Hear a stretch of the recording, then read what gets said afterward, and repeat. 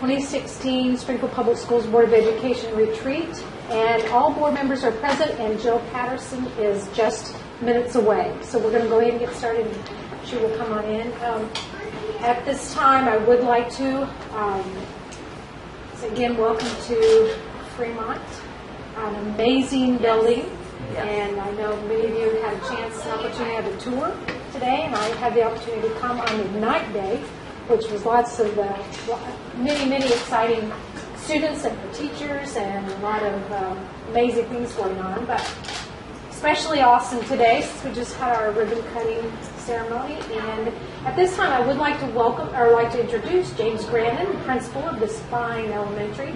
And James is going to talk to us just a few minutes about the process for constructing our board meeting for us, our board meeting structure and furniture for us this evening. So, James? Well, that's a delight. We had a slideshow rolling up here a little bit earlier, which I can certainly share with you further. What we did is, the philosophy behind the school is about what can the kids own, what can they be in charge of. And so we gave them responsibility to construct this room. So all of the furnishings and the arrangement that you're in right now and the name tags were all done by some of our fourth grade students with Miss Keelu Dodds as their overseer. Although she gave them very I use that word deliberately because it wasn't about her giving instructions. She wasn't the foreman of the job. She wasn't even the quality control manager. It was really the kids. And it was the picture of them crawling under the table to lock the wheels so they wouldn't roll away from you. And sitting in your seats behind your name tags. That to me were the most precious. They understand. They understand a little bit about the significance of what this retreat is about and about the aspect of the future that it provides for the students. And so they wanted a piece of that action. Can we see the slides? Can we run those, or are they on? Well, I put it away. I'm sorry. Oh, that's okay. And you did. You may have had the chance to see them, but it was a lot of fun to see the students taking care of us. Thank you. Thank you. Each of us had a mini. That'd be a great picture. We appreciate that. Okay, so we'll move on to our agenda to brief review of board of education norms, responsibilities, procedures, and expectations. And at this time, I'm going to turn it over to Dr. Grandin. Thank you very much. Excited to be here, and you see the agenda that the board officers and I have kind of worked on, and I'm going to try to facilitate each one of these activities. So just to give you a lay of the land, kind of the first one, item 2 on the agenda, we think it's in the 15-minute activity, and we'll walk you through a couple pieces. 3 is about the same thing, another 10 minutes, and then we'll stop and have a little dinner, and then come back for the meat of the meeting, really, which is, we've kind of booked 60 to 90 minutes for the facility master plan deep dive tonight, and real discussions about what you heard over the last couple meetings, and look forward to your feedback. We'll present some administrative information based on some of your questions, but then we'll really dig into a lot of conversations and reflection. That's the schedule for tonight to get you kind of equipped for when breaks will be and those things. The first thing, and we've done this the last couple of years, and we actually built this during the first retreat. I did a lot of construction of this. New board members weren't here for that, but know that this was constructed 2 years ago, revisited last year, and we always want to take a few minutes to revisit our norms, our responsibilities, procedures, and expectations. So I'm going to hand you out a copy of this. And, the last 2 years, since it was new and since we were kind of training, we spent a significant amount of time digging into it. Tonight, we're going to try to shorten that up a little bit. Doesn't mean that it's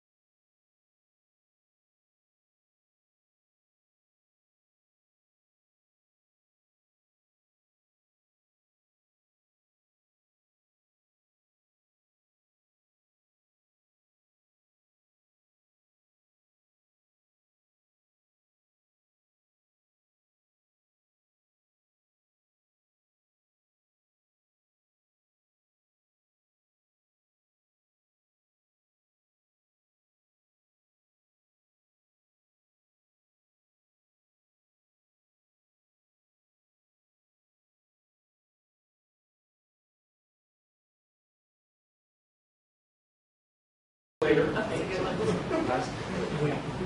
really impressed at how we. What we will try to do is after we do a little debrief and then come back and just share for a couple minutes highlights from those conversations. Not every piece of input, highlights, and then what we'll move to, the yellow is for our opportunities for improvement. And then what we'll do is we'll do the exact same exercise, and then we'll collect these, and those will go to Dr. Frederick and Bill, and they will process those as the board officers and kind of determine next steps on what we need to work on and what we need to continue so doing. So anything you want to share as a group that you guys kind of process together, commonalities or things that you agreed or on as celebrations? Or I don't think we agreed on anything. Yeah. You see different highlights. So we all had different highlights, Yeah. but so I think that's good. Yeah. Because when you look at all the things There's a lot on it. happening here, that people felt like we had a lot of positive things that we do. So to me, that's a good thing that we didn't really agree, Yeah. because we felt like there were a lot of important things on there, and we were doing them well. Do you want to share what we individually talked about, or just Whatever you guys want to kind of talk about, your call. Go ahead. Go ahead. Go for it. Well,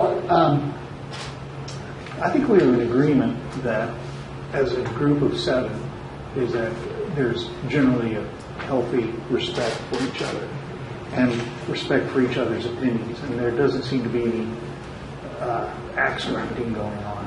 And that would be that's the whole Roman numeral V. Is that generally speaking, this board is civil towards each other. We Very. and even though we may not, it may not look like we disagree because we have a lot of 7-0 votes. It's interesting how we come at that. It's very interesting how we come at that. The other piece that I marked was that I am really proud of the way this group does seem to keep the closed session closed, and that they seem to be respecting that, and that's good. That's a great responsibility.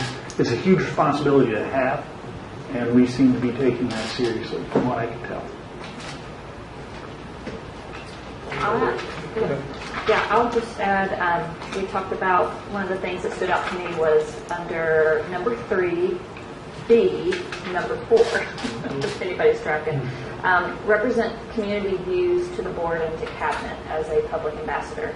And I was just sharing that whether I'm at Dan Kinney working out, whether I'm at a school function, whether I'm at church, whether I'm at a concert, people are always coming up, parents, teachers, students telling me what's working, what questions they have, and how we can improve things. And so I find that I love that role as an advocate, and that the cabinet back here and John and Denise and everybody's so receptive to hear.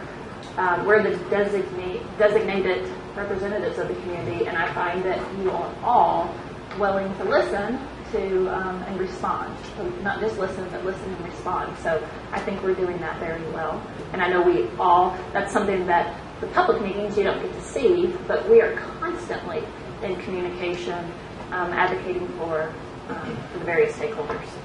Certainly not just a board member when you walk into this meeting. No, that's right. It's a hat you wear all day, every That's day. right. No. Any additions before we go to the other side? Jill, are you finished, or did you? I don't want to take it from your group. No, I'm good. Go ahead. Yeah, okay. So we talked about one thing I think we do very well is the flow of our meetings, and that we have our study session and the information is brought forward to us so that we can be prepared to make good decisions when it comes to regular session we vote. And I know that there may be times whenever it seems like that's effortless, because it comes to us the beginning of the month, and then in 2 weeks we're ready to go. But what you don't see behind the scenes is that, we don't have meetings, certainly not, but we have the opportunity, each of us individually, and some of your questions I see because you see me, maybe, and they're great questions that are being asked and for additional information, and I think that's helpful because of what Charles may need to know in order for his vote to go for it.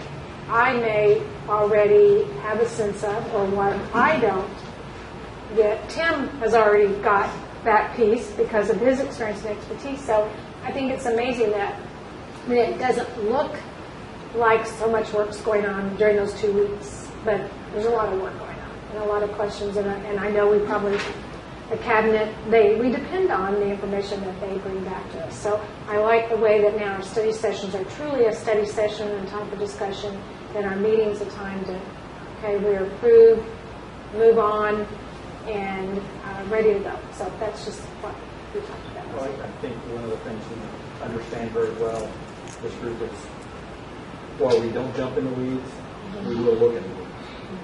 There's a huge difference between getting in it versus looking in it.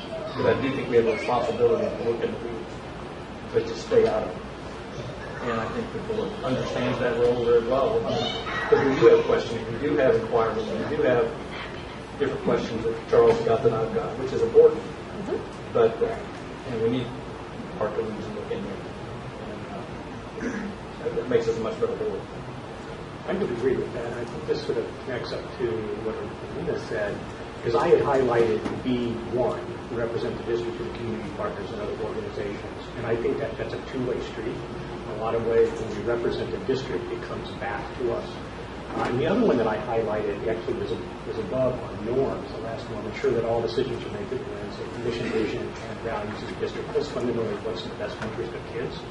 While we do have a fair number of 7-0 votes, that may not always be the case, but I think we'll all always be okay with that, because my sense is everybody believes that whatever decisions are made, ultimately we will agree on them, right? No matter what the vote may be, but everybody's vote will be targeted at what's in the best interest of kids. We may occasionally, maybe not often, but we will occasionally disagree on things to an end. But I have no doubt that we agree on the most fundamental plan. And that's a high functioning board, in my opinion. Awesome, let's shift. Okay, so grab your yellow highlighter. And I'm going to give you just a couple of minutes to do the exact same thing. You get 2, and these are opportunities. So what are, if you're going to look through here and say these are opportunities, or we might want to look at the language around this, and we're not going to wordsmith tonight. That's not about this. This is just about discovery. Or these are some opportunities where we might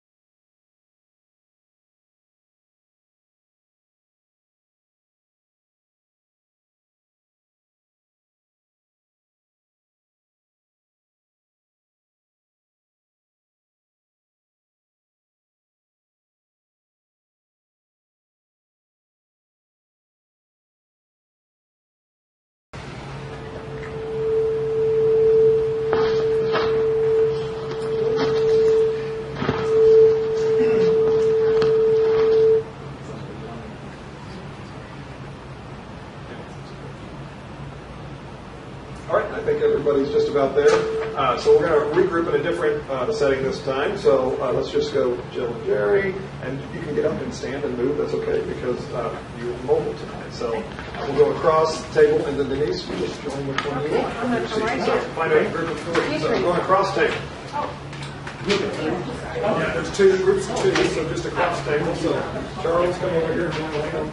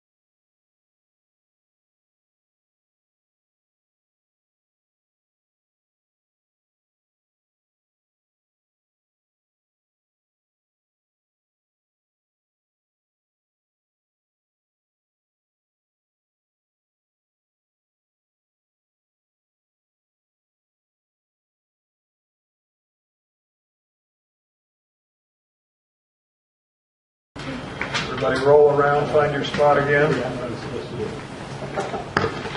So again, we'll take the highlighted copies and get them back to Dr. Frederick, and she'll process them. But anything before we do that you want to share just from your dialogue and your conversation?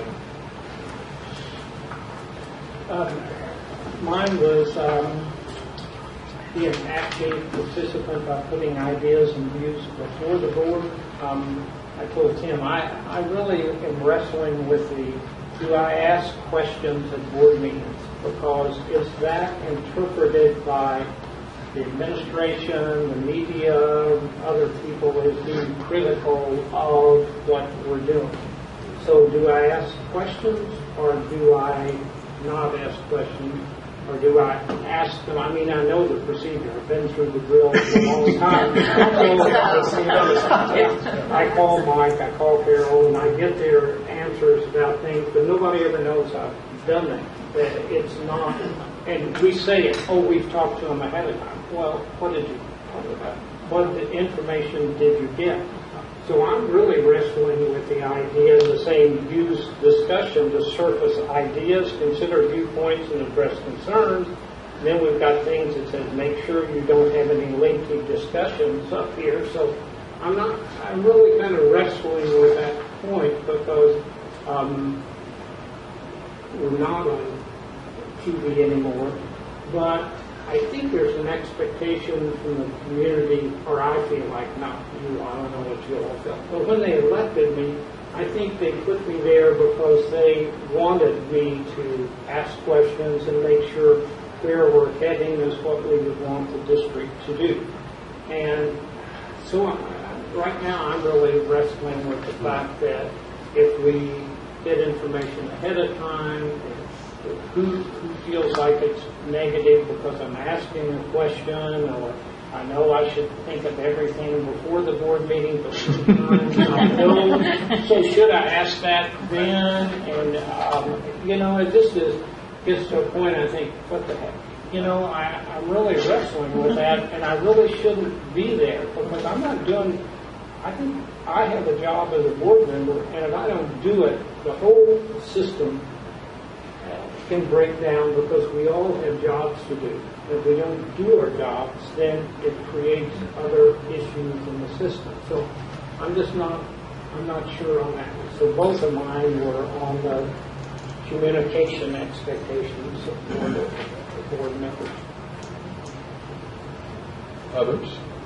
That's interesting. That was not one that I had marked nor that came up. But I think I've always been very pleased with the way that administrative staff have responded to questions. But I think you raise an interesting point, and there may be one additional thought there is that occasionally surfacing whether, and I don't think people perceive questions as arguments. I think we're all pretty sassy when we need to be, and people will know if we're making an argument. We're pretty straightforward about making arguments. Not Jill. All but Jill. All but Jill. This is accompanied with a death stare. So, there is. I love that death stare, but there is a death stare.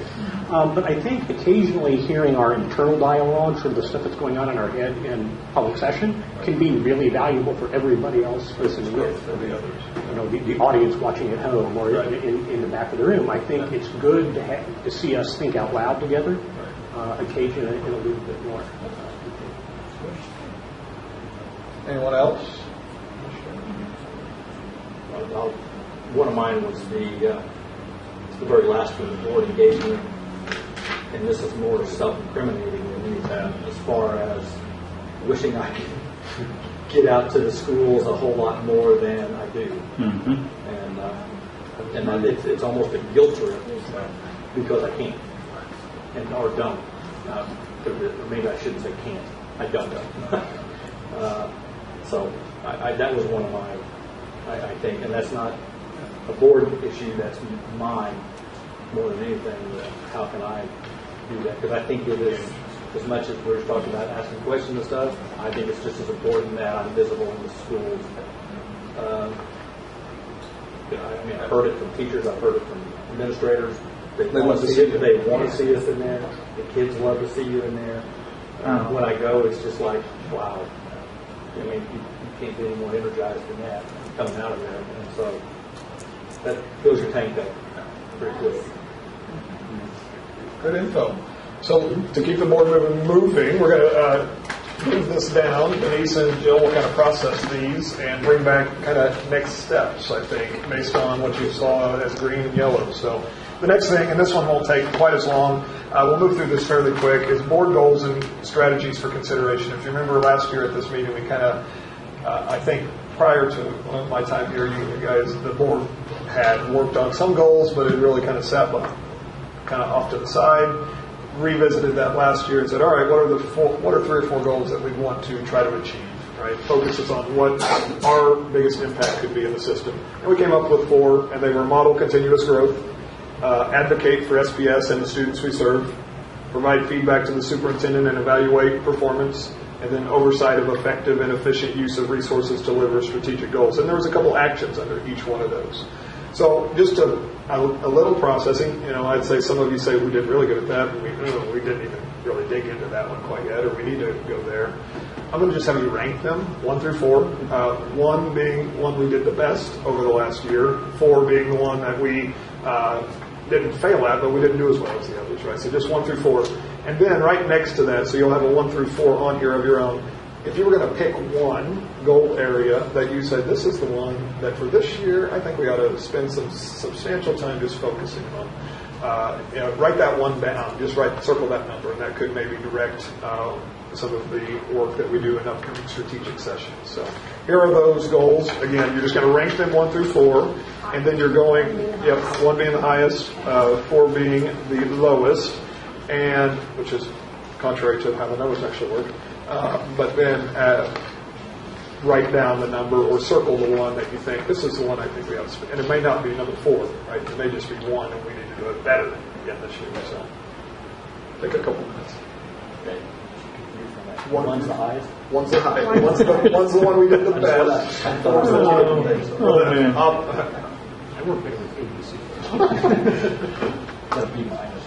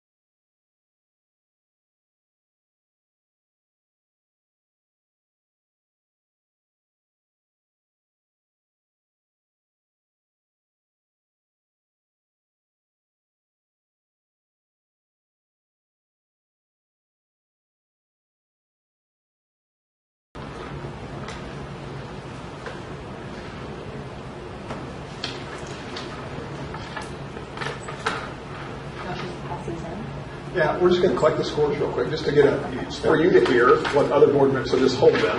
I'm just going to write it down as you tell me around the table. So for you to hear other board members' feedback on what the score was. You're going to add in your head? No, I'm just going to write down the number for each one of you. So if I start with number 1, I'll start with Jill and work my way around the table. What was the number you had on 1? On number 1. Yes. 4 was my number 1. So on number 1 on your sheet, start with the top and give me the number you have on that. So. Okay, Elaine? 3. Tim? 1? No, the first one. 4. Okay. 3. 3. 4. Okay. And then on 2. Bill? 4. 2. 1. 2. 2. That's pretty consistent. We're figuring it out. Except for the outline. Find the outline. No, that's okay. It's fine. Not identified. I'm totally fine with it. All right. Bill, on the third one. 3. 4. 2.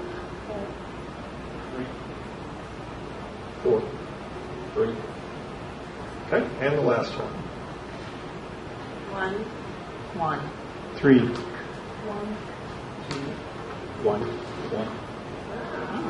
We got some consistencies there. Good job, good job.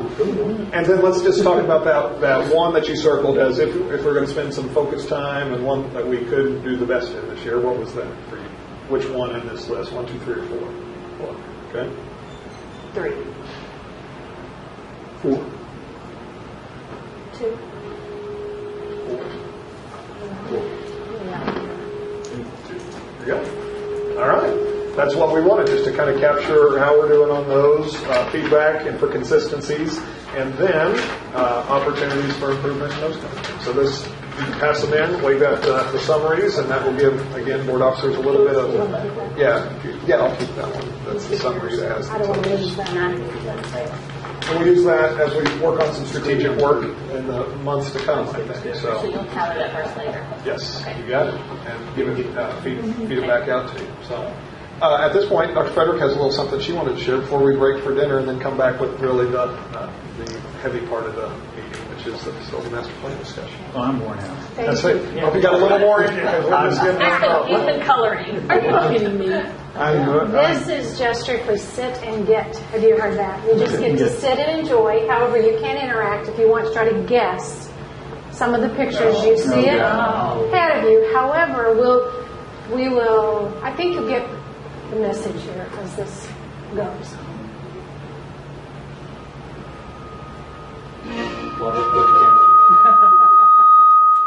Turn our phone off.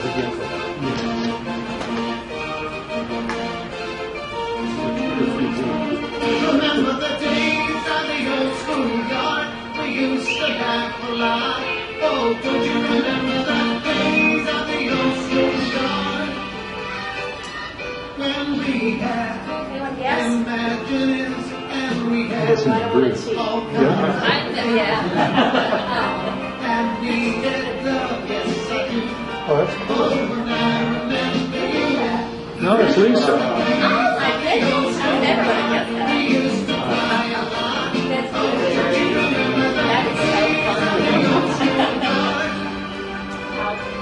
When we had I like curly hair. yes I do. Oh, when I remember you.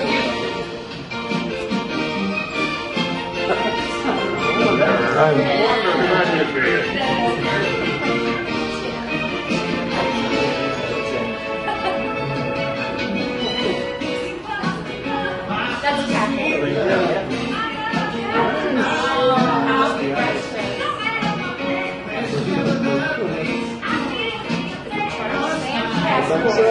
It's got his passport on.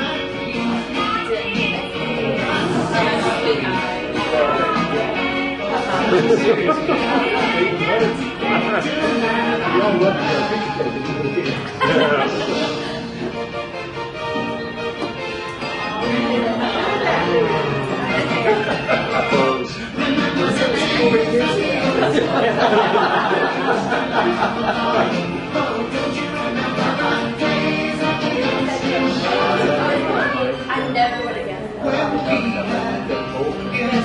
There's I've seen that look before. The political rally or something. That's all said.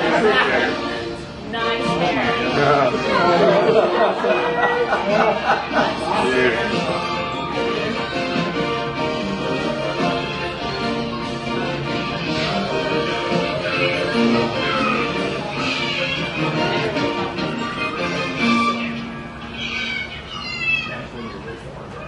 Yeah. That's so cute. And so with that, we just remember those little faces we see in the schools, that's us. And the changes that we are thinking about are so important to the future. Because we were the past, and we're going to make sure that things are good for our future. And so that's all. Nice job. Thank you. That's fine. And now we get to have dinner. Just leave your mic air. We'll put it back on when we come back. So we've got a small break for about 20 minutes to grab a plate to eat. Kathy, will you direct us? And, We have one. not sure. Continue to dialogue, but this is for us to review, have that deep discussion, ask questions, and what we are going to start with. Number one, I didn't bring slide or copies for everyone, but I see that at least 3 board members have their slides. So if you want to pop those open, we'll have people to share with. If you need to revisit scores of buildings or recommendations and those things, those are. Some of you have them put to memory, some of you don't, but we have copies close by to share.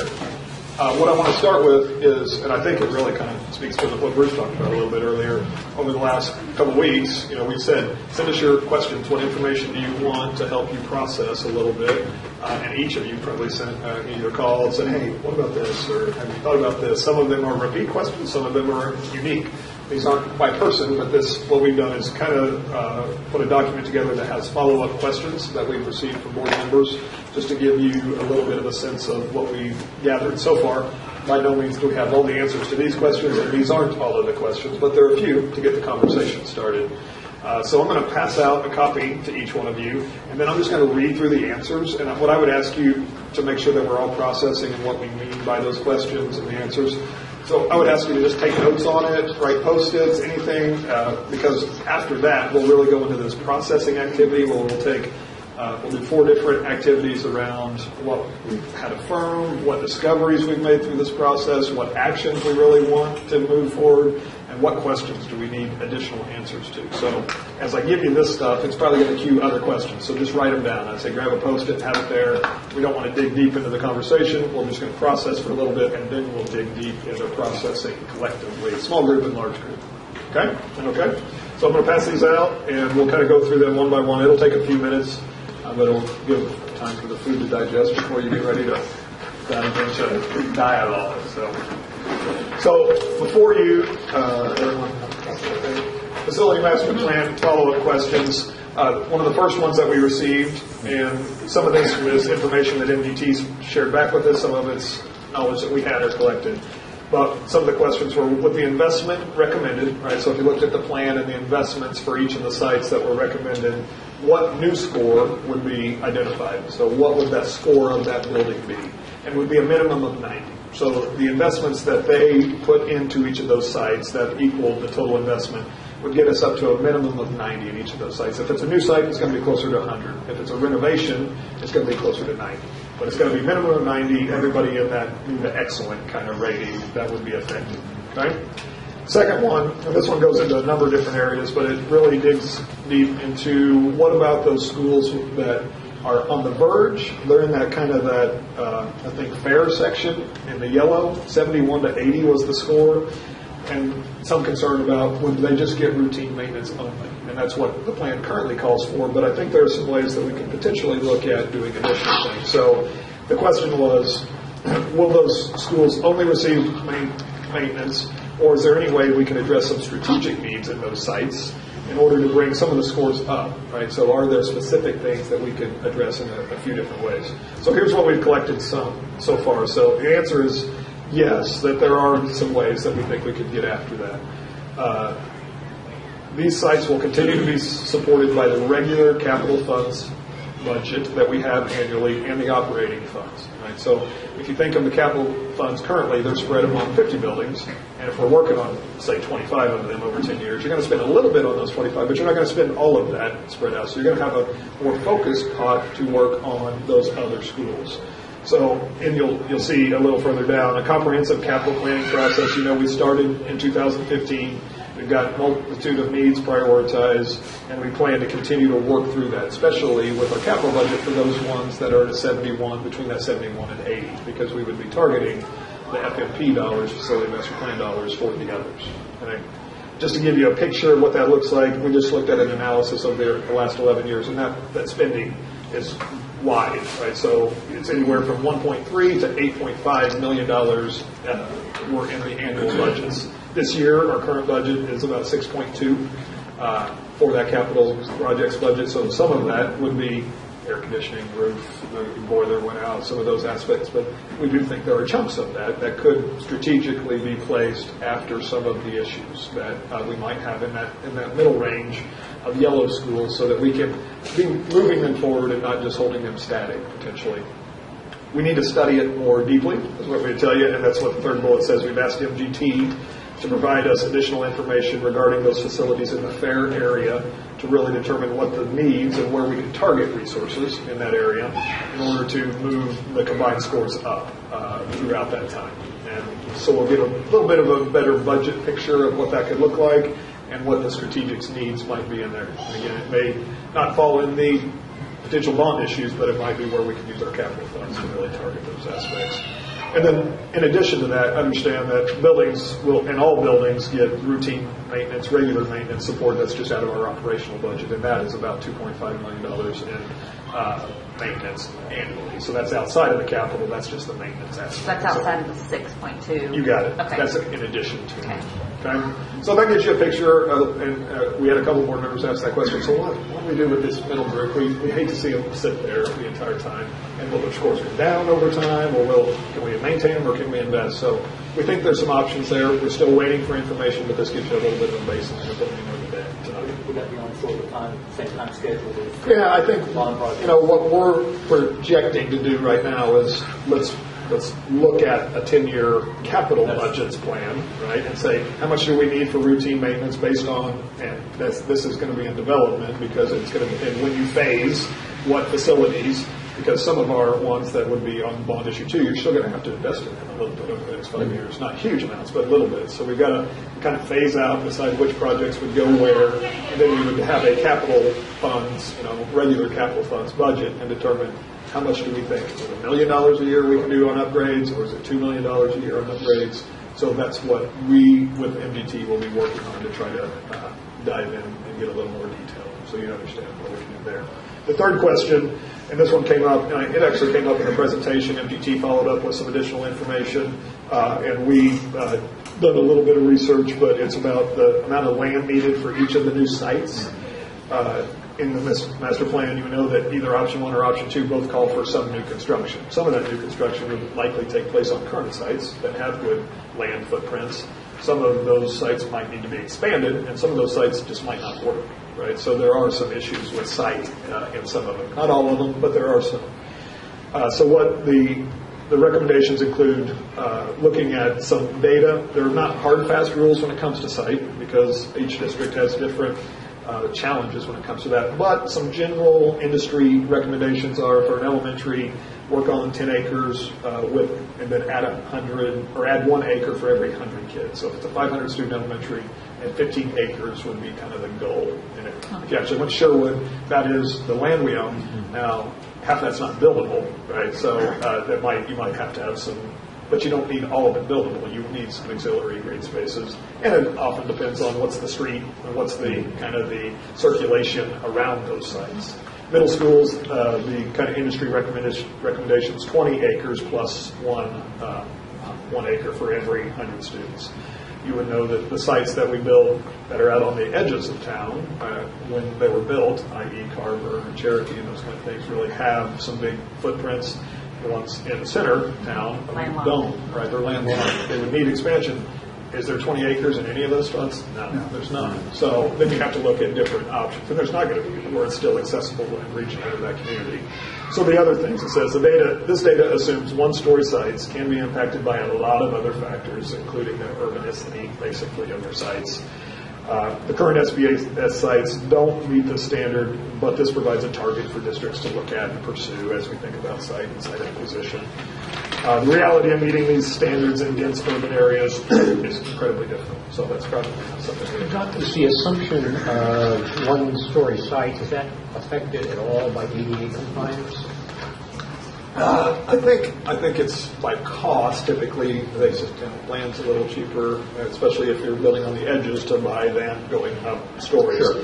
You can deal with multiple stories, ADA compliance, if you're building from scratch, pretty easy with elevators and other things. But there are some costs, just stacking versus spreading it out a little bit. So. The next one, what will happen to the sites that are not being used? So really, that becomes an evaluation, and there's two things. Number one, you look at it from the district's perspective. Is there a use, right? Is there a use for the district that we want to reinvest in it?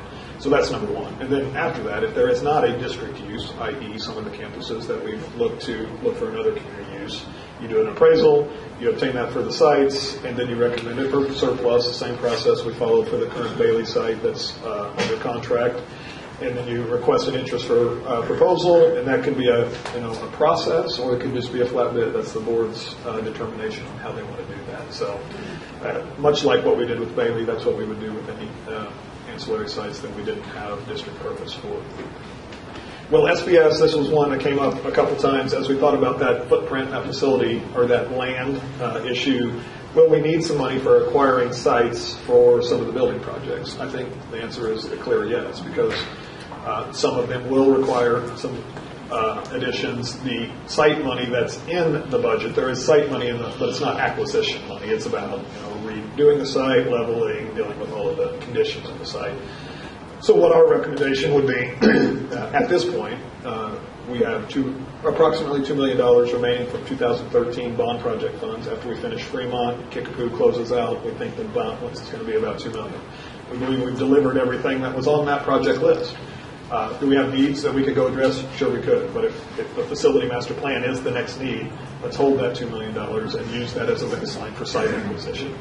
Will they cover it all? I have no idea. We have a lot of decisions to make regarding what sites and where we want to go, but it's a heck of a starting place, and it's a budget that we already have that we don't have to ask for more, and it's a good use of the bond funds that were already approved, we think. So the next one, should we be placing some cost for inflation into the budget? The numbers that they presented to us were just hard construction numbers. If you did it all tomorrow kind of thing, we know that's not possible, feasible. We have to shut the district down and we'll come back in a couple of years, so you can't do that kind of thing. So it's impossible to predict what the inflation will be, but you have to put inflationary numbers in. We haven't determined what that best number is. We've got MGT studying it, as well as some feedback from local construction. We've just put placeholders in for phase 1, $5 million, phase 2, $10 million. Likely that will inflate up as you think about especially phase 2, how long away it could potentially be for some of the end projects.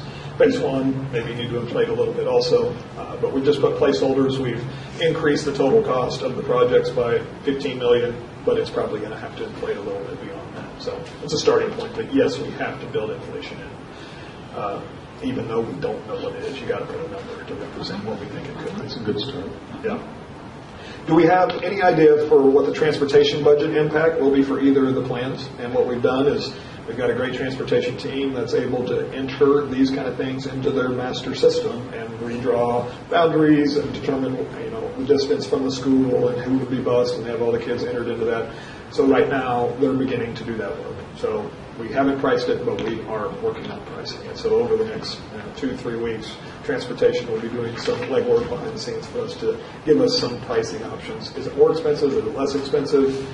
We don't know that answer yet, but it's something you need to know as we consider what option makes more sense, as well as the operational impact of this kind of decision. So, not including transportation, so there's other operating budget, right? So you think of all the other services we offer, right? Anything from electrical and gas to staffing, right? I mean, all of those are operating aspects of our budget. So will there be a positive or a negative impact? And the answer is yes, there will be an impact. We anticipated, based on MPT's feedback, that the redesign would most likely result in savings. So we're going to put the numbers to that. Obviously, you're replacing a lot of not energy efficient sites with a much more energy efficient system potentially, and some of the combined sites, some of the benefits of those. So we think there's some operational savings there. We'll try to put some kind of number to that. Are we talking millions and millions, big game changers? No, but we think there are some operational efficiencies. There are probably some staffing efficiencies also, right? Just because when you do some of these things, you look for opportunities to create a more efficient model. But this model is not being built on staffing efficiencies. It's being built on quality learning environments for kids, and staffing efficiencies would just be a byproduct of that. And we've told staff and others that we've talked to already that any staffing efficiencies would certainly be able to be absorbed through just a regular transit or rotation because we have positions we fill every year in every department. So it's not about reducing staff in order to make this function. So, but there will be some efficiencies, we think. In addition, let's go, where was I? Regional and statewide. There you go, down the bottom. We're getting close to the bottom. So how does SBS compare to regional and statewide peers for the debt service levy? And I'll hand you out a sheet here. We've kind of put a summary together for you. But in general, you see the text. We have the lowest debt service levy of our regional peers. So that's I think we use 6 or 8 districts from around us. 1, 2, 3, 4, 5, 6, 7, 8 districts from our region, the ones that neighbor us, as well as some other peers that are close, i.e. Branson, Lebanon, and larger districts. We have the lowest debt service levy of all of those districts. The levy ranges from $55 to $1.66 in debt service. So the deficit to others is somewhere between 14 and 51 cents. And then we also have that same thing at the statewide level, and you can look at the results of that. And you don't need to have all of this, but you just want to put it in your hands for facts. Then when you look at total levy, right? That's your operating levy combined. We still kind of fall in the middle of the pack regionally. Our regional peers are somewhere between 345 and 430, and we're 411. So we're kind of middle of the pack regionally. And then if you go to our 14 statewide peers, I think you know that we fall very near the bottom of total levy for debt service and for just total levy for statewide peers. So I'm going to hand this out just for your information so that you guys have this to reference at any point or if you get any questions, but that is the data behind that. Is this part of what was emailed? Yeah, I sent that one question out. Someone and I said, here's the data, and then we provided it to media also, just so that I think they've run a little bit of information or plan to run on that. So we wanted to do that ahead of time. The other things, I've had a couple of people just say, so what have you heard so far from different stakeholder groups? I haven't been in a ton of those, but I've had some. Last night's a great example. We had teacher advisory, or it's teacher open forum, which has, we had 40 plus teachers there. We did a little bit of facility master plan dialogue for about 30 minutes just to make sure they're all familiar a little bit with the details. And we wanted their feedback on feedback processes as well as just feedback. So what do you hear and what do you think? And so we had a survey that we passed out to them, and we're going to give that same survey to you tonight as a kind of a rough draft. We wanted their feedback. We want your feedback on it. In general, I would say that meeting, and then we followed that up with Parent Advisory Council, which was another 35 people representing campuses from all across the community, as well as district leadership teams. So we've had a few places to have these conversations. In general, I would tell you overwhelming feedback to me has been positive, that we have good data to work from. There's always the devil's in the details. They're curious to see what the conversation leads to next, but overall felt like they know there's a need, and that need's been identified, and it's in the areas that they agree with, and we need to move forward in some way, shape, or form. So that's just, anecdotal data. We'll be trying to seek it in a lot of different ways, and I'm sure you guys have had a lot of those same conversations with different members. And then the last one really gets to that feedback. So I've had a few ask, so what are we going to do to get feedback next? So we're going to have the conversation, obviously, and we're going to take the feedback from the people we run into on the streets and represent their opinions and perspectives, but how are we going to collectively, kind of try to get community feedback? Here are a few recommendations, and we'll want your feedback on this tonight before we kind of wrap up. But number one, we began to build a tool, a survey tool, that asks a few questions regarding school size, regarding option 1 and option 2, what you like, what you don't like. We'll put that in your hands, let you give us some feedback on that tonight. And we would see that as being a push to everyone. So this would be teachers, this would be parents, this would be community leaders. This is, try to push that to everyone. Number one. The number one. Yeah. Okay. Number two, we'd like to start the process, and we'd like significant board engagement in this, is some face-to-face interactions, right, into the feeder patterns, into maybe some neighborhood meetings. We can't do 50 of these, but we can certainly go out and do a dozen of these in different regions and try to get some face-to-face processing about how do we make the plan better? What do you like? What do you not like? What do you think the big needs are? What would you support? Those kind of things. So that's kind of two. So you got the full survey for everybody. You get some targeted meetings that cover all of the community, and we get some board representation in those. And then the third one, and this is what the district's always done as they're considering these things, is also take it to the next level of going ahead and working on a frequent voter feedback, right? So we typically go out, or at least you have, as well as I have in other districts that I've worked in, starting to consider this. Are the voters tracking with us a little bit? And what do they think about these proposals? And this would be more of a 500, 600 contract survey where you'd use a group that does this for their job on a regular basis to give us a margin of error of what people like, what they don't like. You guys that have been around the table have experienced this before. And then that data would come back also. So that's kind of a three-pronged approach to get multiple levels of feedback, each to provide you with the tools to kind of move forward and ask other questions and make decisions. So, Jill, so in the past, the boards used, I think, opinion research locally. Other districts use different companies, but you contract with a research company that do opinion polls, basically. So they would use a frequent voter list, and they would target 500 to 600 frequent voters as your sample. As your sample. Yeah, Gotcha. And they'd be testing. A little bit of the options, they'd be testing a little bit of the tax threshold, those kind of elements to give you data of what the community, and you're going to get some of that in the large survey, but then you're going to get more concentrated in this survey with a little statistical analysis that they would bring to the table that we don't necessarily have the sophistication to run in-house. So those are the questions that I received from you all, and wanted to make sure that as we started the conversation, you had that information. So really now we'd like to spend a lot of time just processing. So what we're going to do it in 4 little activities, and it's around reflecting, around discovering a little bit about asking what other additional questions that I need to know in order to be a good board member and make the right decision.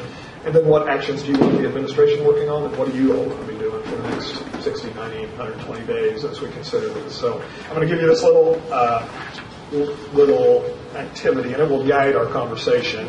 And we're going to do it similar to what we just did, where we let you reflect individually for a little bit, and then we'll process it collectively. Okay? So what I would ask you to do is reflect back to the 2 presentations, and you've got your slides in front of you, what you heard from MGT. And we're going to stay in quadrant left, upper left. That's affirm. Okay? So what preconceived ideas did this information affirm for you? And it could be the stuff that I just answered for you, or it could be the data that came out during that presentation, during those presentations. So just take 3 or 4 minutes and write down everything you can think of on the affirmation corner. Stay in that box, but take a few minutes.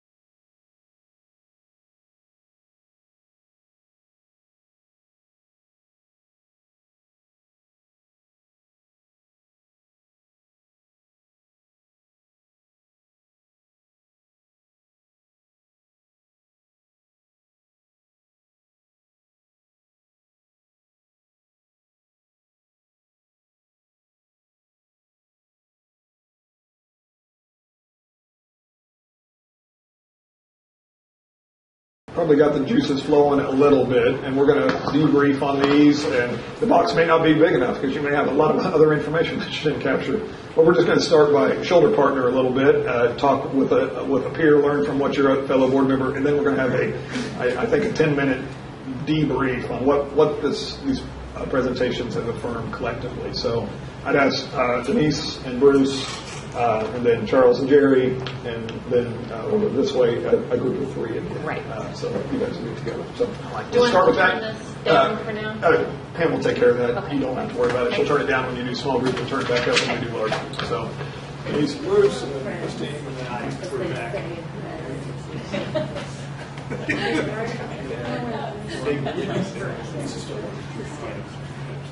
She's gotten out of the top box. As long as I got out of the top box.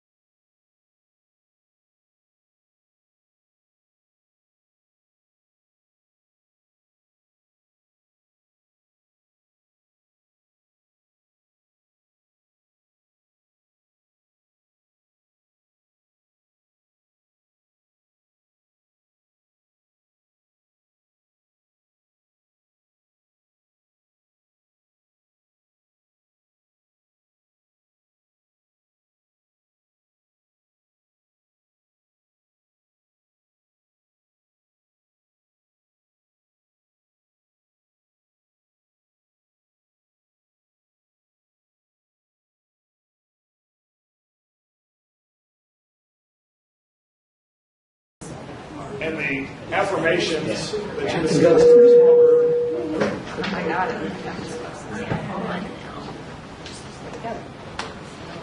So great dialogue. So I can already tell this could be a fun night to listen to the conversation. So great dialogue. So we're just going to get if that's okay. So we can see movement. So affirmation. So what you talking about? Easy on the nuts there, John Mendoza verse. What was your dialogue? As you thought about it, the question is, what preconceived ideas does this information affirm? It's not just about the questions I answered, obviously, but all the presentations, everything you've learned so far through this process. So, I thought yours were great. Read yours. How does that, what does that insinuate? yours were good too.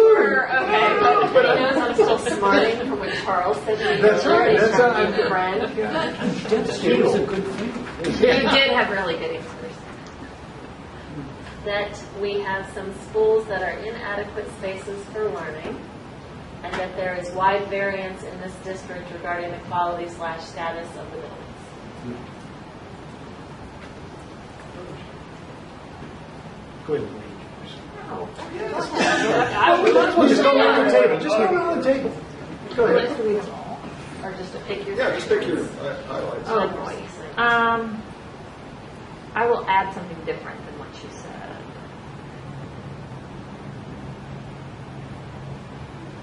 That our engaged citizens know what the issues are. And so when you present the data to them, it affirms what they already know. Our tax levy is way too low if we're going to compete with our region. And that teachers and students are still succeeding despite ourselves. The southwest, southeast side have historically received more attention because that's where the growth has been. With the flip side of that is the central and north side, the attention that we know those buildings need. I wrote the new ones anyway. The scope of improvements needed is large and unprecedented. There are multiple ways to address the problem, alternative ways, and that having hired master planning professionals provided us a rational framework to go about this. I said pretty much the same thing that we heard, and that is that, well, I already know that the district spends significant dollars each year on routine maintenance. But routine maintenance does not give you the changes you need to provide update 21st century learning spaces for children, and that's really what this is all about. Learning spaces, not instructional strategies.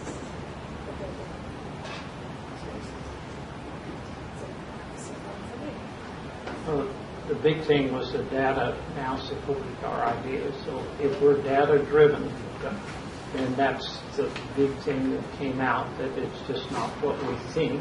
There's actually data there. I don't know if that's as important to the public as it is to us.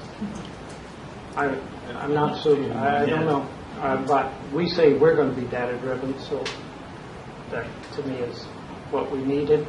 And I think the thing that comes out that a lot of our older buildings were cookie cutter buildings. We've built all the elementaries the same, the Reeds, the middle schools all look the same, that we now know what 21st century learning spaces need to look like, but they all won't have to look the same outside. The insides may be different, but the outside won't. So just even based on this, we're not going to have it. So I think that is exciting, that we know what the inside look like, but we'll be able to be free not to build the exact same things. I think I would echo everything. I would agree. Hers were perfect. Oh, I'm trying to make trying to make up for what he said earlier. Um, And I do have a desk there. Let's just move past it. I'm actually jealous of I think it is correct that there's been more investment in Southside schools because of growth patterns, etc.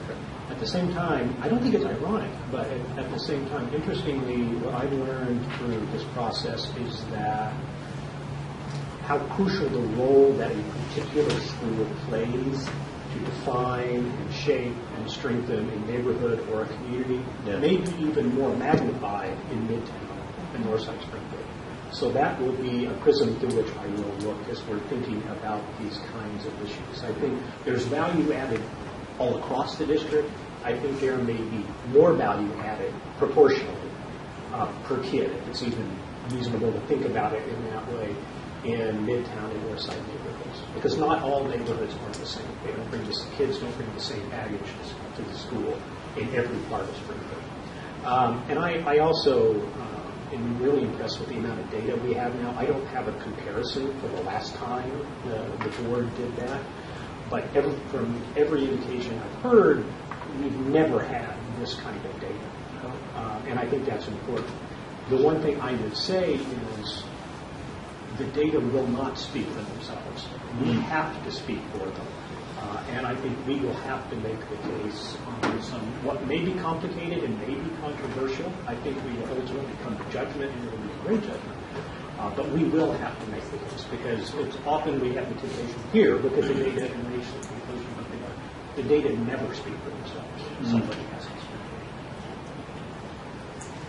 I guess I took this as, what I think I knew that just got supported.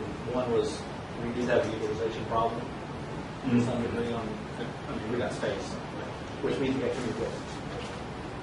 So that was one. And I toned this down, but I just said basically middle school was horrible. That was the nice word. That was the nice word. That was the nice word. Wow. Okay. Very bad.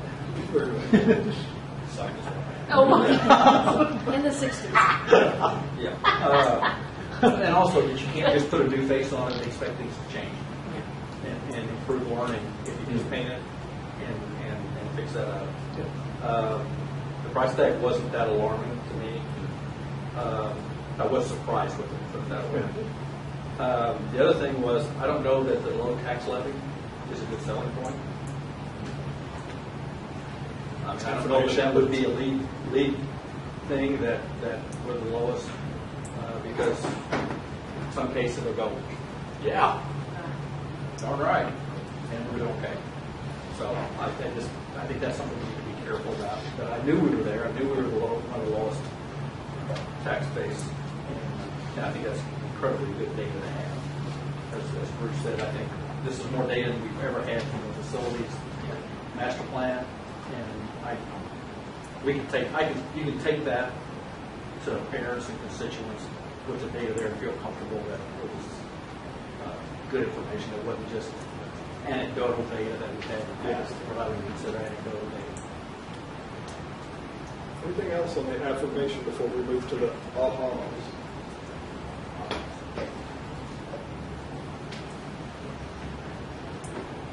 Okay, let's go ahead and process that. So ahas, really, this is about discovery, right? So what ahas did you have? Anything strike you? And there may not be as many ahas as affirmation because it's affirmed a lot of things. But some of the things I've heard, Jerry kind of hit on. An aha was, hey, the price tag's not as high as I thought it was, right? And I never thought about this elementary middle school combo campus because that's a little different perspective because we've always thought KA, we've thought 6A. So when we're talking ahas, what are discoveries that you've kind of come through the process that you might have not thought about before? So ahas. See if you can come up with a couple. Record first individually, and then I will re-review. So write it down in your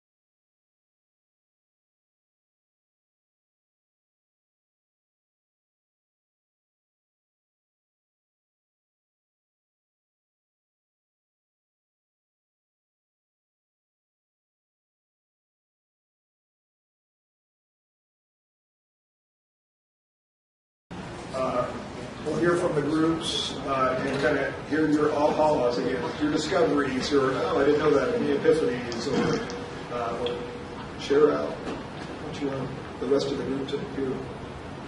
Go, Charles. Yeah, I'm sure they're really good. We won't be happy. And we'll learn a new word. That's true. Or two. That's hysterical. So those will be one we have to look up later. I'm going to be paying for this for a long time. Yes, you are. Well, I was not unique in this, but the combo campus idea. I mean, I'm sure those have existed before, but I never thought seriously about them. I had just assumed that the options were military, elementary, middle school, or mashed them together, and this is sort of neither of those. And then the other thing that was an aha, and not necessarily a positive one, was a disproportionate weakness. Was that the term you used of in middle schools in terms of the comparative rating of our middle schools? And that's such a crucial, frankly, it's a hard time to be alive, and that's such a crucial moment of learning or not for kids. I think that emphasis on middle schools that the data has given to us, that emphasis is one that we simply have to have the courage to push forward.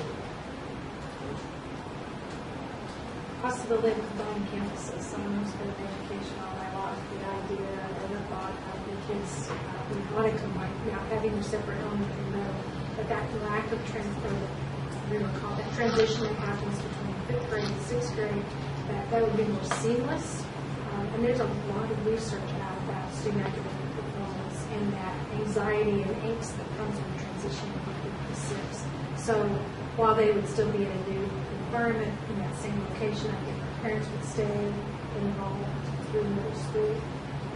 And that, to me, was very, very interesting. And then a couple other things, but I think I will mention I had an opportunity to attend one of the early community feedback sessions that I thought Jane held. And I think I came away from that very surprised that we have community already on board. They are already, in fact, we had one that was so on board with a potential Midtown combined campus that wanted to talk to us about a suggestion for a place to buy land. I mean, it's just, that was an aha for me, because people are already thinking ahead of us in our community, that they see the benefit of this to our students, and we have older buildings and they're ready to move on. It's like, well, we're not there yet. We're not ready to go something else. I kind of stole this from you, so After seeing some of your notes. No, but yes, collaboration, not plagiarism. Is that the college term? Is collaboration and not plagiarism? It's not. I changed it. No. I would say just the fact that looking at a 10-plus year facilities plan as opposed to just piece by piece, so that our community, our staff, our teachers, our students can see the vision of where we're going, and some may not see their needs met until phase 2, but just that we have such a long vision in place so that everybody can see where they fit in along with that plan. The 3 I wrote were, we can and should have a hierarchy of elementary school sizes depending on the population and neighborhoods they serve.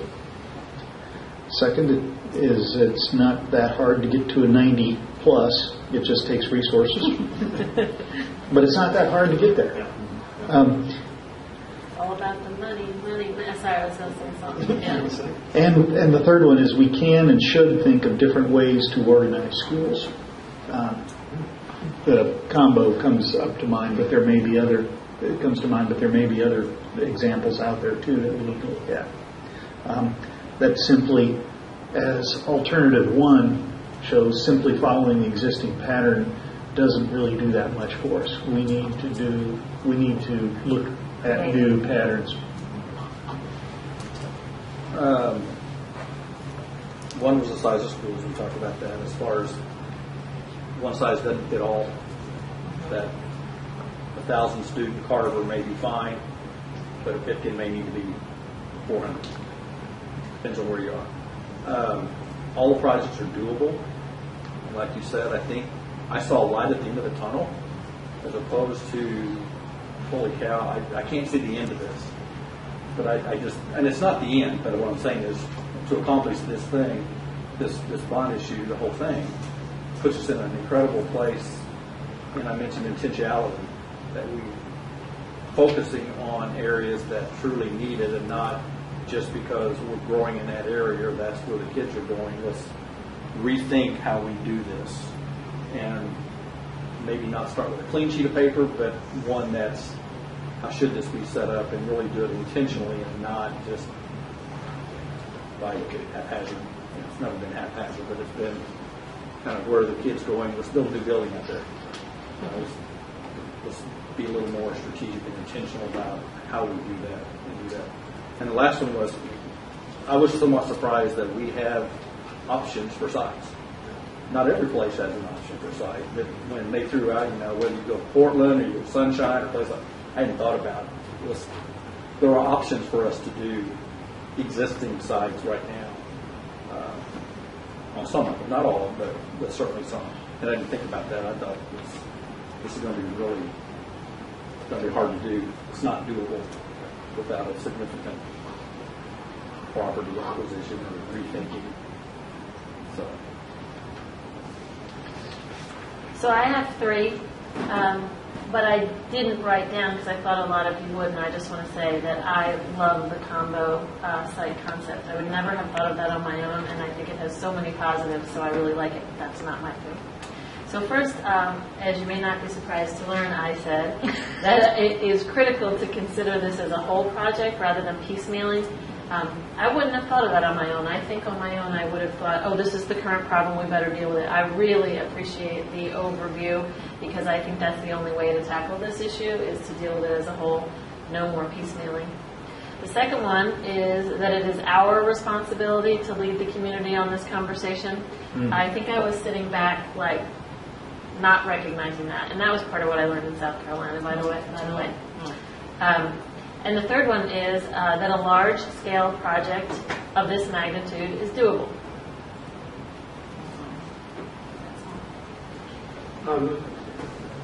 Combo is one, but the price tag, I thought the original price tag would be so much we'd have to again start immediately cutting back on things.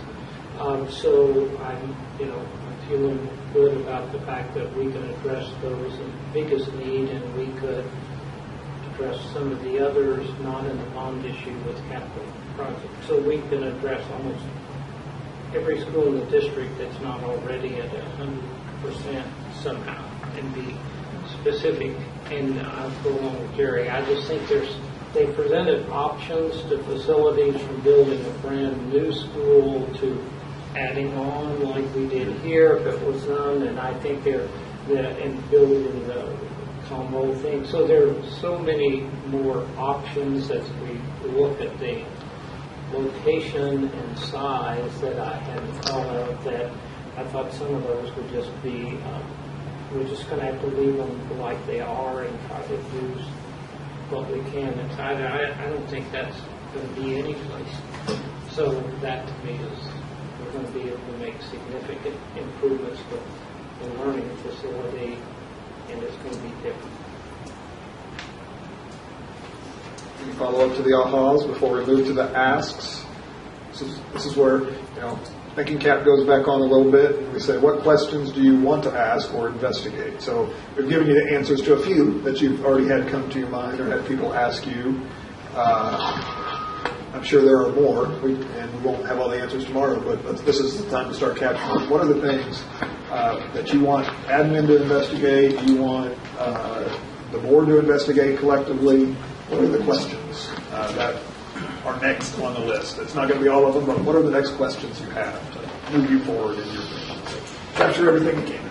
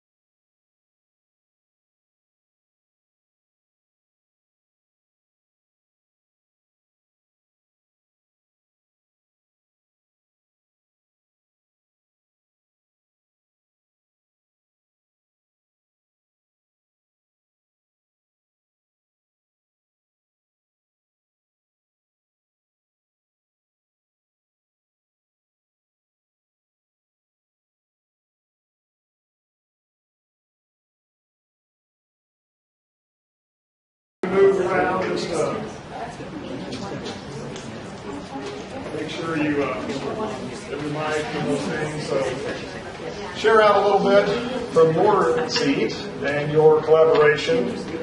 And we are going to ask that you turn these in for us so that we can kind of summarize them. We'll try to decipher. We may have to and work on your spelling. Don't break my spelling. Kathy will kind of decipher because we're going to capture questions, but we want to capture what you have down to make sure that our focus on what's next. So what questions? What are the asks? What are the next things? Go, Jerry. What I had was, what's our data show with respect to our school size and achievement? Okay. Yep.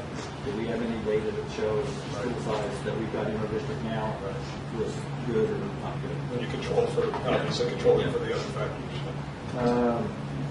Some questions about the combo site. I think that just needs to be fleshed out. Yep. The other one is, how do we keep, and I had this discussion a little bit, how do we keep the community school concept alive with the restructuring that we want to do? Yeah. I've had that one come up a couple times actually already. Because I think that's really, really important. Yep. That they're community schools. They may have 300 kids or 400 kids in them, but they still need to be a community school. Yeah. And we really didn't talk about high school at all from the standpoint of size. We did talk utilization a little bit in there, but what? Chris is going to 1,200. Right. Central's at 1,800 looking at. Is that good? Or school within the concept of school within the school. The last one was this question: how much can we actually do at any given time for the construction? What's the threshold? Not the money, not what can we spend, but can the community keep up with what we want to get done at any given time? Do all that in a 10-year plan without all of a sudden the price tag goes skyrocketing because everybody's different. South Carolina shared with us the best practice. During certain times, you've got to be real careful about that. That's great. Others? Ask questions. Tim's going to be spokesman for our Awesome. Well, I didn't listen to you guys. We'll chime in as well in case he forgot something. Good. That's tweet-worthy right there. Yeah, that's great. How do we go about, the first question is, how do we go about actually adopting a plan? You know, we're here to talk about a master plan. What does it look like? Second, what are the greatest concerns of our patrons? What gets them excited in a positive way, and what gets them excited in a negative way? And then third is, how specific do we need to be in our final plan in order to communicate clearly to our patrons what we're trying to do? How much detail are we going to need to go into?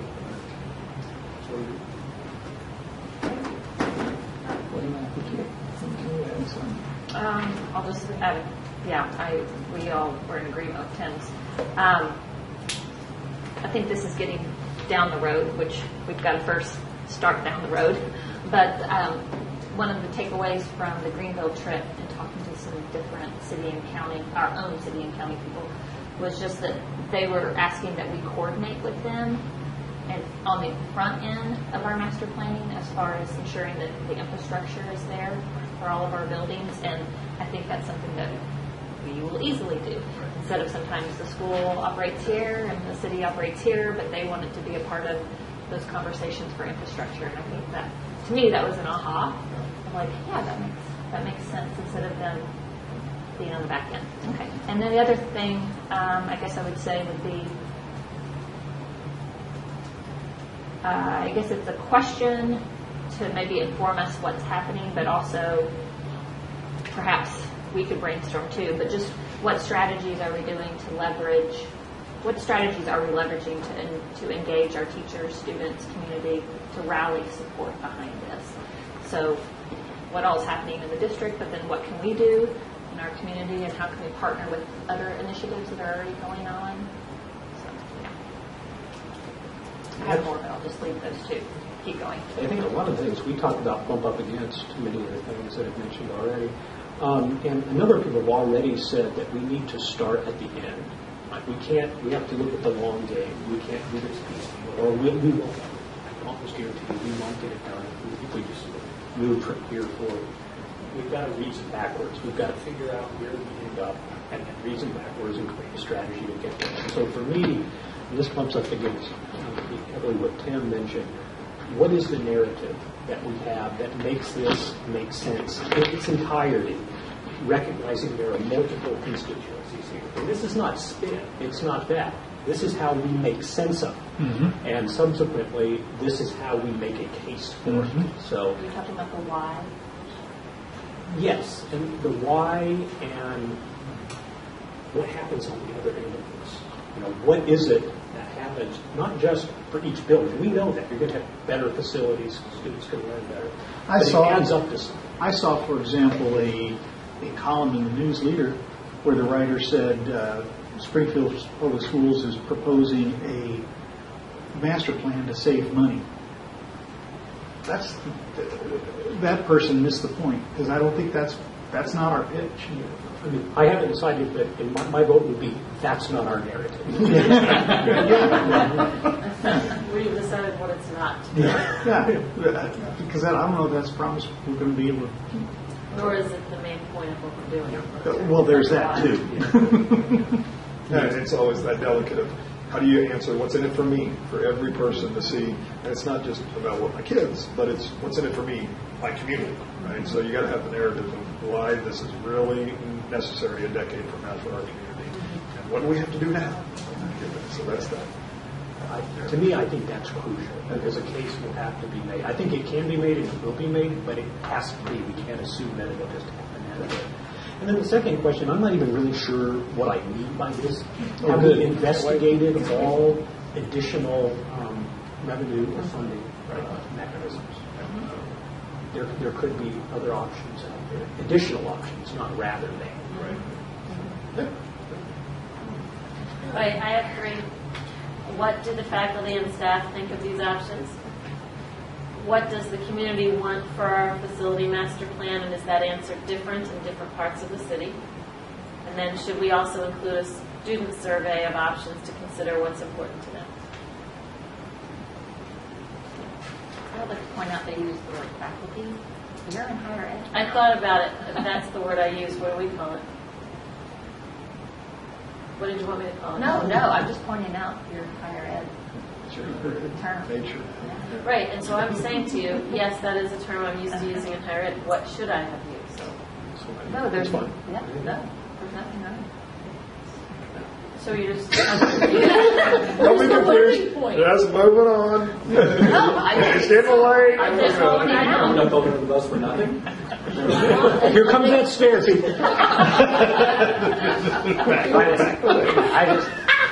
Moving on. Bruce, what you got over there?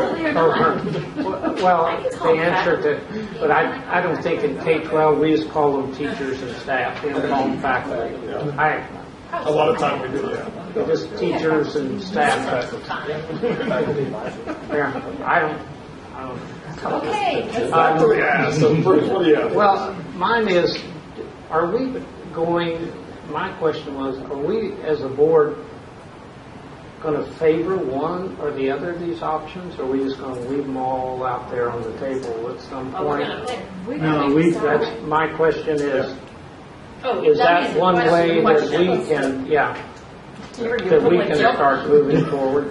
And I would take on to yours, we've got to be specific about each school, each one of the schools, so that they know exactly, because I'd like to think there are just a huge majority of people in Springfield that care about every child in every school. I think they care about kids, but they're focused on what's going to happen wherever, however they define their community, how they define it. That's their first interest. So I think they'll need to see specifically what's going to happen in my, even if they don't have children in school, they've got friends in that community, so what's going to happen here, and they'll be listening to those people. So I think we're going to have to be real specific about those things that are in the bond issue and those things that we're going to talk about for capital needs for those schools, because just 10 years is a long time to get all this done. And somebody will be right. It would be sending a letter in to say, but you promised a new room at my school and I didn't get it 6 years ago. And maybe we'll say 6 years ago because we'd be off the board. You know, and maybe nobody had stood. That's my friend. That it would, you know, so I think you've got to be specific for future boards to know if we're doing a 10 to 12 year plan, you better have it laid out to where you're going to follow that plan because you're asking people to commit their money before that, and I agree with you. What besides a new building are they going to get? I was afraid you were going to say we had to re-up so we could see it to fruition. So I thank you Yeah, for presenting that. You got that one. Yes, I did. 6 and out. Others asks. Anybody else want to add to that or? Bruce and I talked a little bit about, what on this, about the schools that aren't getting any of the bond issue money, and we say, and we used to have this discussion we call routine maintenance. Well, I'm only going to fix your toilets when it needs it, and I'm going to paint it and do that. That doesn't say a thing about 20th century learning. What are you doing in that building to help me? I'm going to we said Disney. Right. 50-year-old, 40-year-old, 30-year-old, I don't remember how it is. It's no 50, okay? But it's on routine maintenance. And I don't know what the term is that you use, but there are capital improvements that we do to it that continues to advance it to 21st century learning the same as we're doing with bond money, so that it's not just, because then all of a sudden your next $300 million bond is used in 15 years replacing the ones that you did routine maintenance on to start with. So I'm catching up, but you're still behind. Yeah, and a lot of that is just once you're doing how you set it up, and Bruce said, we need a plan for that. Can we do some enhancements also? Yeah, it's not just making sure it doesn't fall down. Right. How do we make it better for those kids? Because that's what we're looking at. What's in it for me? What's in it for my child? And is it good for my child? That's good. Anybody else on ask? We got one more quadrant left. You're almost there. Okay? So this really gets to, so what do we do? Right? So this is your perspective. What actions should SPS's next steps be regarding this information? So you got a lot of information. You got some questions. What do you think are the next actions from your perspective? We'll take a few minutes to process, and then we'll group up again.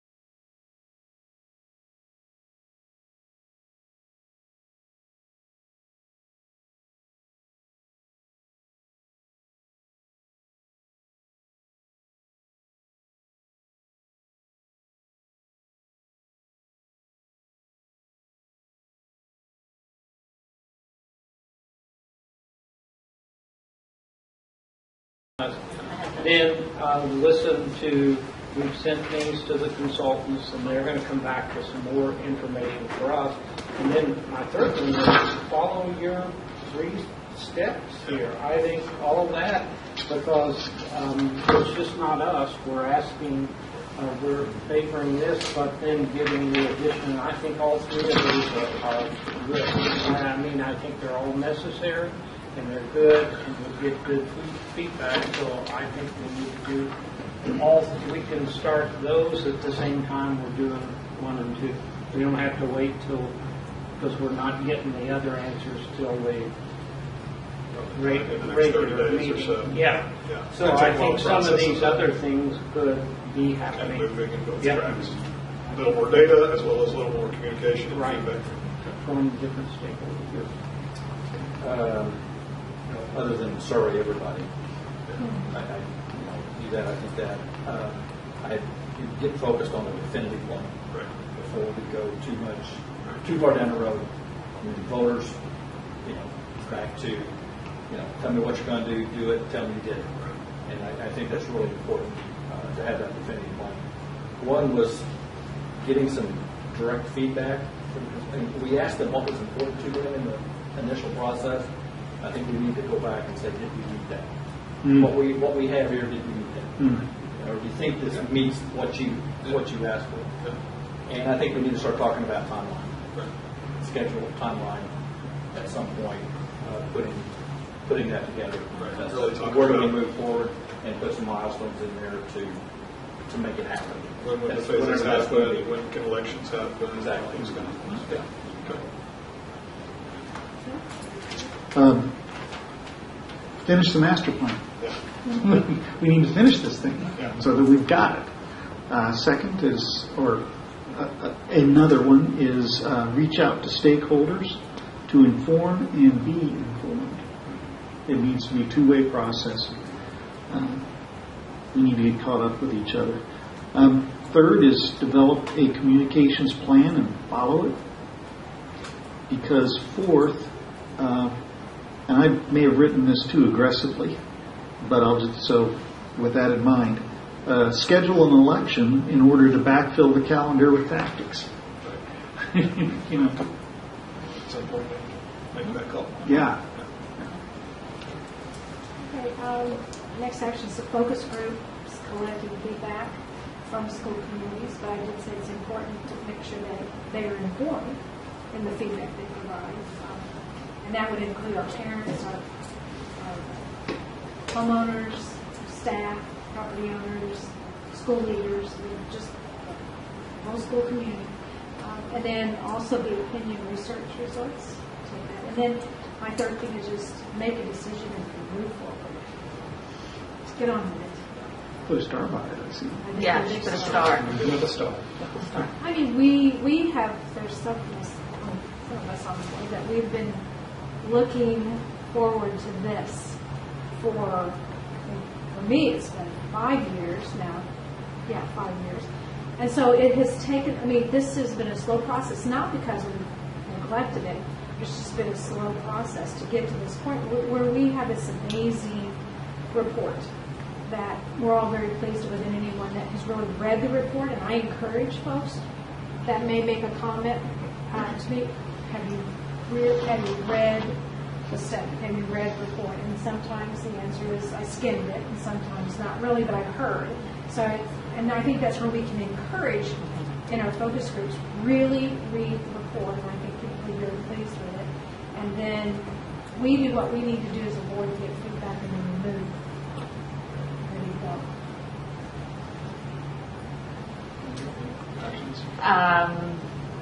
Everything that's already been said, I'll just categorize mine in point 1, point 2. Make a decision on which option. Make a decision about prioritizing what happens in phase 1, phase 2. And something that Charles mentioned that I would tag on to simply those data-driven decisions would be for us with our cabinet and our stakeholders, but to create a shared mission of why and the outcomes we hope to gain from this, so that we have that we talk with one voice, that we're all aligned, if you will, in why we're doing this. So that's kind of point 1, and then point 2 would be simply the communication strategy, and I would say that I think that should look a little different, internal versus external. I think that's just different. So I think we should have an internal versus an external plan, and then the creating the strategy to get the vote out, and that goes along with the timeline that we have to have. Yep. I don't know that I have a whole lot that's different from that. I would add, and this, I'm not sure it's the next step, but I do think it might be useful to have some touchstones for what the published literature says about some key decision points for us: school size, class size, different student populations, et cetera, et cetera. So in fact, we're being data-driven in the choice that we have to make, which is either option A, option B, or some mashup of the two, some integration of the two. And that's pretty urgent, it seems to me. And I would agree with Tim that making a decision in terms of an election day is crucial. I mean, I don't want to just tie it all to that, but we have to reason backwards, not only in building a narrative, we've got to reason backwards in terms of setting a meaningful communication plan. Before we develop the narrative, we need to meaningfully hear that all of our constituents, internal and external, have to say. Use that in building the narrative. And whatever that electoral timeline is on the other end, it's not going to feel very long once we set it. So we don't have a lot of time. And we need to get on with it. But I think that's the key lesson here. We need to get on with it. So I know it's not my job to synopsize, but I can't help but remember at the very beginning when we were voting on priorities and what we thought was good and what was bad, we were really divergent on that. But now, like as you go around the table, it's different words, but it's all essentially saying the same thing. So that, I suppose, means you were successful tonight, but I think it's good. It's So not success. I'm going to give you guys worked in the plan. So. I will give you my 4, but they sound a whole lot like what you've already said. 1, choose an option. Then pick a succinct and powerful message. Deliver the message loudly and widely, and then just begin. But when I was listening to Bruce at the beginning, I wish I had added the part, like I do like your plan about the surveys and what we're going to do to get started, to get the input from the community and know where we are. So everything that you all said, I would agree. Okay. So here's where I'd like to kind of wrap it up tonight and leave you with one more thought. Because just one more little piece of information, because I think what I heard as the most important next step is, all right, what do we like? Which plan should we be driving towards? The survey that we tried out on teachers last night and advisory as well as parents, I'm going to hand out to you. It's just 10 or 11 questions, and it really asks them to either watch a short video regarding option 1 and option 2 and the differences, or read through a few slides that we would try to create a little bit of research, but not an hour presentation because someone's going to sit through that. So here are the differences between 1 and 2 on school size, on some of the other major concepts, and what do you like, what do you not like, so that we make sure. I would tell you, in general, option 2 has gotten the most favor in the conversations I've been, and I've heard more intrigue around that. But I want to make sure we're tracking, right, with our internal and our external stakeholders, and there's nothing that we're missing, so that it does, if there is a mashup, right? So there is, let's take this little chunk out of this plan and move it forward. So what I'm going to do is I'm going to give you this survey, and it's just 10 or 11 questions, and I'll just ask you to take it home and reflect on it, and then give me a buzz or call Teresa. We're trying to build it up right now. We've asked the teachers to do the same thing. We've got their feedback. Parent advisory did the same thing last night. So process it. I would tell you one thing that we've already added is or what I've asked Teresa to add based on your conversation tonight is how do we identify who's responding and where they're from? Because different communities have different perspectives on this, and making sure that we're getting representation from the entire community and not just certain areas, so that we have that data to look from. That in zone 1 we only have 10, and in zone 2 we have 1,000, right? So let's make sure that we have some equal representation in those kind. And it might not be by zone, but it might be by school, but that's hard to do. So we're going to try to figure out how to demographically get that back, as well as what are the characteristics of the people. There's a demographic question. So I'm just going to put it in your hands. I want you to give us feedback, because I want to know, will this give you, if we get a couple thousand responses, give you enough feedback to really think, okay, I feel good about where we're tracking with the option and how we match that up, and then we can go to the kind of the next steps and the details. And I think, some of those community meetings that we could do out in regions could be a little bit of a shortened version of exactly what we did tonight, right? So what do you like? What did you discover through learning a little bit about this option? What questions do you still have? And then what actions would you have us take? If we did that in an hour community meeting out in these regions around one of the options that we really kind of defined, would that give us some additional working points to move forward? And like Bruce's point, we'll do those things. We'll probably start here and then start planning for the community engagement based on a little bit of what we get back here. And then we'll have the MDT team as well as our district staff really working on some of the operational impact, the transportation impact, some of those data points, as well as seeing if we can find some research points to draw from. We all know that there's a research study that says this, that says that. So I think it's important that we're not getting too deep into a research argument with the community. But if there are things that we can draw on that really support and help us shape our plan, I think that's important. But you got to be careful not to just get into research debate, because that can not necessarily lead to great endings, because there are in everything both sides of the story in research often. So. When do you need answers? I would say if you comments? could do this by the end of the week, so that we can get to work on it first thing. We already have a draft, right, and we'll be building kind of the slides out and maybe the video over the next, and then our hope would be maybe to start to push it out late next week and push it out for 2 or 3 weeks, and then that would give us some data while we're doing some of the other work. And then maybe at that October regular session, we have the first run of the set. We may not have all of it, but an initial, here's what we've heard so far. And then that keeps us moving forward. And at that point, I think to Tim's point and others, we can have kind of an understanding of the election layout for the next 2 years. What are our options and when those things would have to be decided, so that you have full understanding. You think you can have that to us by when? I would say we would target to have that at the same time that we would have some of the results to this regular board meeting in Not study October. session. That's That's only next week. Okay, That's next yeah. week. And really, we're not planning Where to, we're at in the month. at this point, we've kind of planned that agenda, unless there's something urgent. The next few weeks are really going to be about work. We're going to target as kind of a follow-up and an update for the regular board meeting, and then probably depth at the November strategic meeting. And we'll go back into a real conversation around, okay, what do we do now? We've got some information. What do we do now? So, does that track okay with you all? Does that feel all right? So I'm going to put this, if you don't mind, just pass it around, put it in your hands.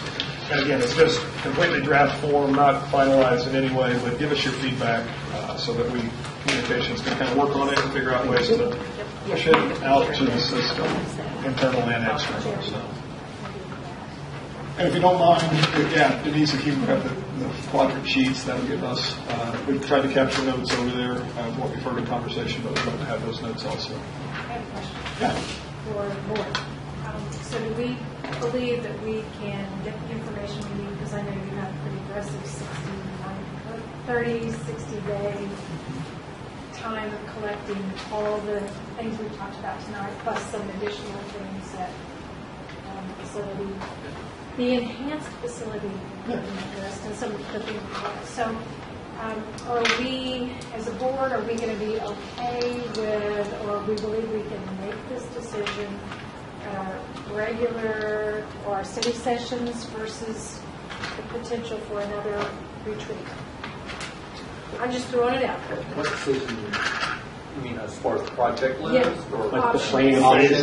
Option 1 or 2. Yeah, An that actual plan. definitive plan. Are you okay with us just scheduling it, I think, into either a regular meeting or a study session for a 30-minute facility master Can plan, we- or do we need separate, come back for an hour and a half? Can take we that? do that? Or you guys can do it. At our regular board meetings, or do we need an additional, I mean, this is really big. What do you think, We know Bruce? that.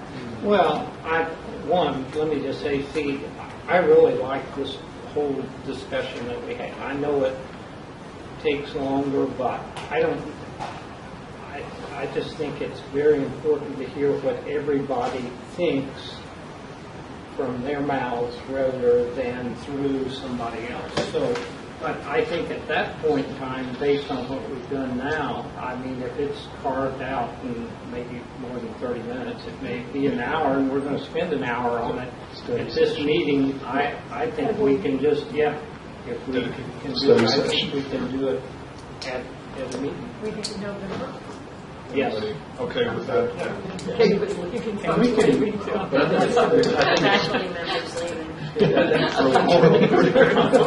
it's really important. Oh, absolutely.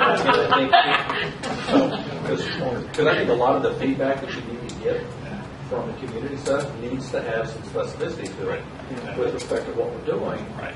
Because the worst thing we can do is take this and then try to sell it. Right. Yeah. This is not a sales job. This has got to be bringing people along with us and bringing the community with us and getting that feedback to do that. I don't want a plan that says, this is good for you, here's why. Vote for it. I want them to be able to turn to their neighbors and go, this is a good deal. When they get the question, because here's the information, and we got more data than we've ever had with respect to why this needs to be done, why this project's out there. And I think it's an education standpoint. We need to educate the community, and they will come around and not try to shove it and sell it. And I think that's really important. So the quicker we get it, the better off we're going to be. I think it's entirely possible we could do it in November. Because we can always add additional time. Because I want us to take all the time that is necessary, but no more time than is actually necessary. And as an academic, that's saying something. It's like, wow. You know what I really feel about the decade? Jill knows more than that. How do you feel? Oh, you mean November this year? Yes, good. We've got comedians here tonight. I missed his jokes. Well, He said November this year. Oh, never mind. That's funny, CT. this is maybe a little risky, but I suspect that most people, this would go in the affirm box. I think most people who serve this, take the time to do this, will tell us that option 2 is the better way. I think everybody at this table feels that way. But I don't think they're going to feel that way because we think that. And so I know that process is important. But there's just so much more logic, I think, embodied in the second option. And there's more logic. And I think it talks to some of the values of our community. Smaller schools, preservation of neighborhood, elements to the extent that's as much as we can, solving some problems creatively and frugally,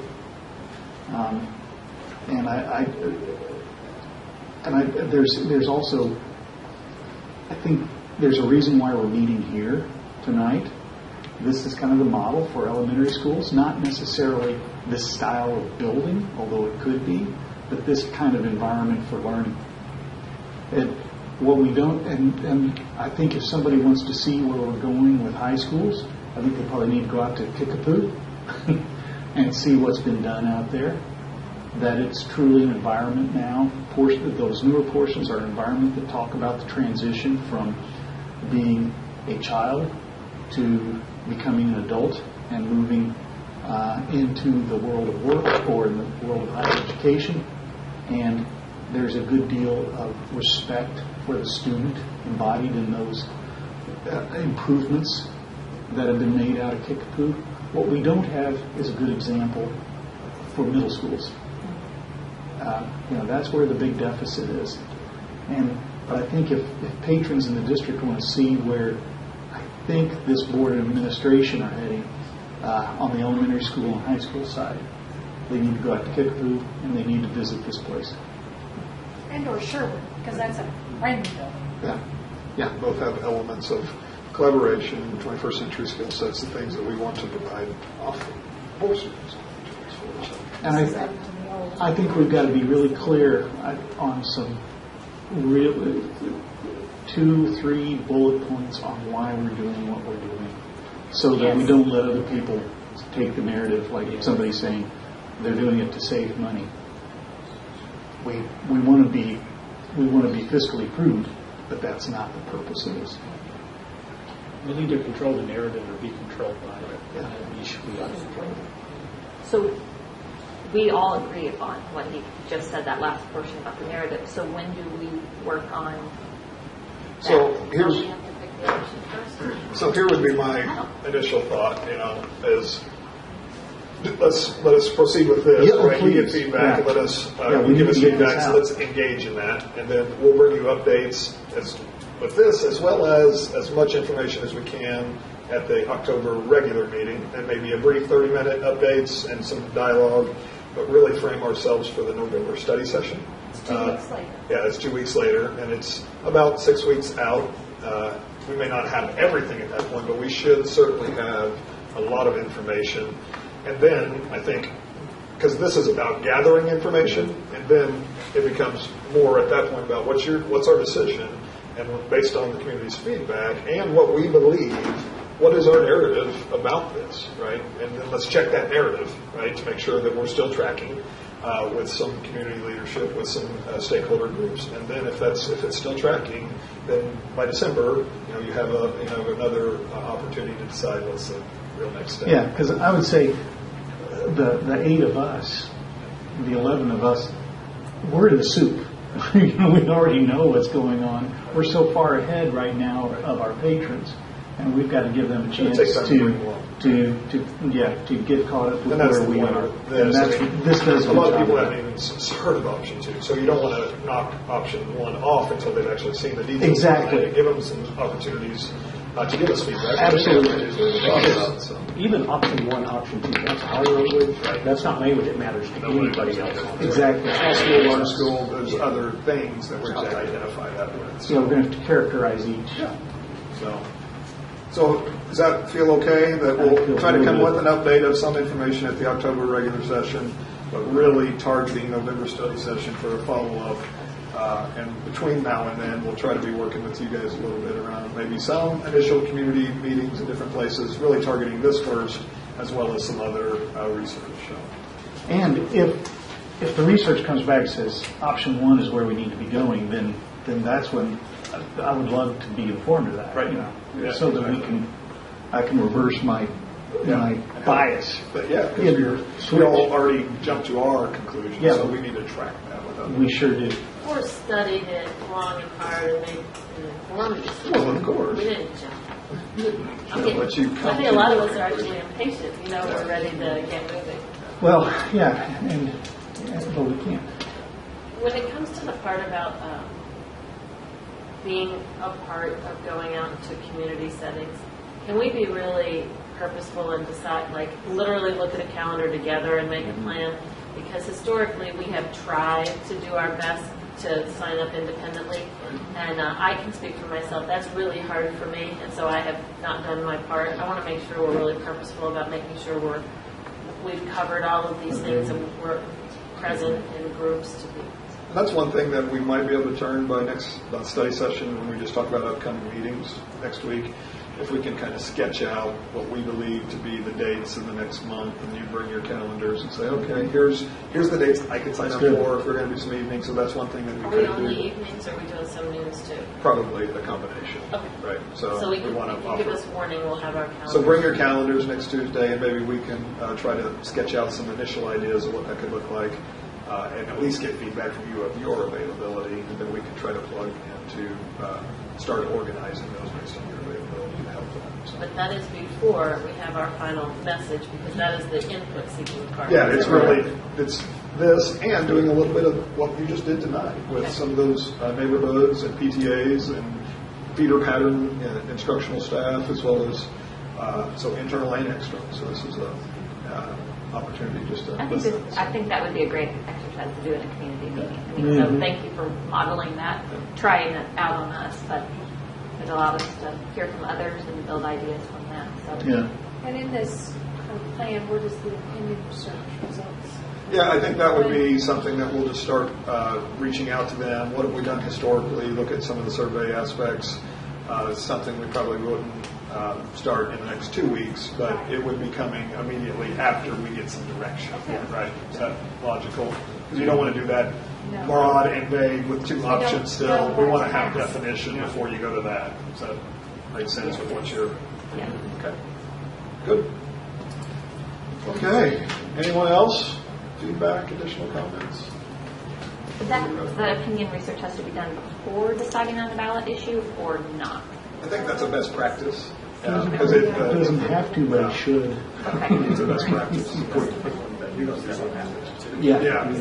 Typically, the district's done 2, right? Typically, you've done 1 right before you make the decision of what you place on the ballot to make sure voters, and then right before the election, just to check to make sure there's any communication gaps or missing things that we want to make sure that are addressed. I think that's been historical practice. Does that sound right? Yes.